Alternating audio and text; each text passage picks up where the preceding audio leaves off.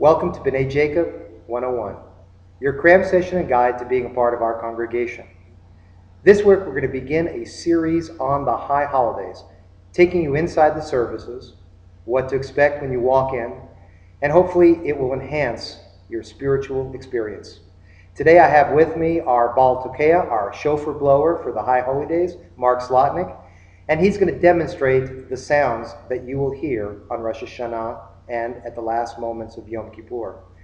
We're commanded to sound the trumpet, as is found in the book of Leviticus, Vayikra, chapter 23, verse 14. It was a time to begin a special occasion of holy convocation. This, of course, took place in temple days, but now in synagogues and temples all over the world, the sounding of the shofar becomes the symbol of the new year. Now, how did the sounding of the shofar become that symbol? There's actually several different interpretations of the sound of the shofar. The shofar could be a sign of awakening to remind people of repentance. Its piercing blasts remind us of that. It also could be a reminder of the kingship of God, the powerful sound of a king approaching.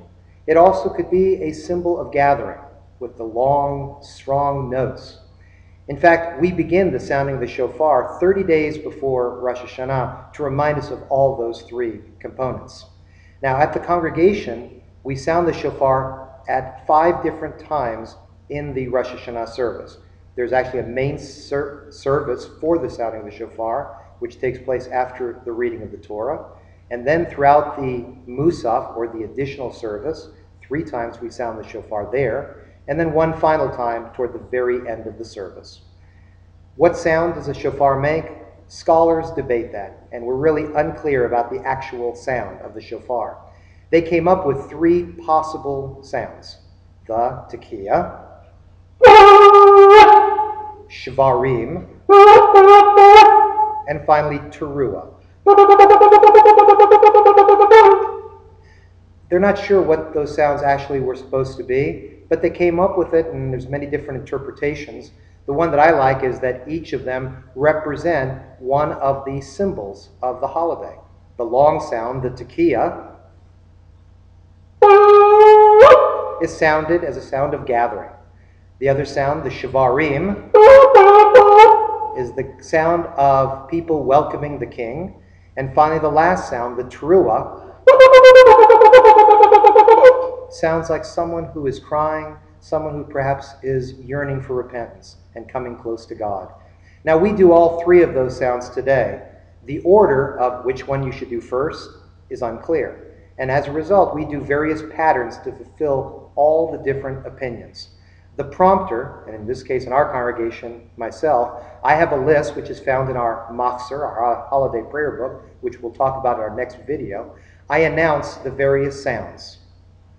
Tekiah, shvarim, teruah,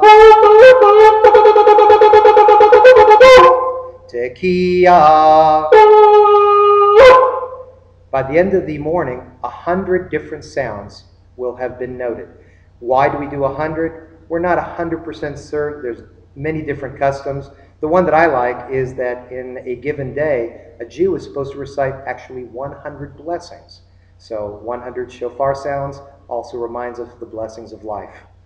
Now join us next time as I give you an insider's look at the high holiday service, what we use during services, why it's such a long service, it's much longer than our normal Sabbath service, what themes and motifs are highlighted, and the special bowing and even clothing that is worn.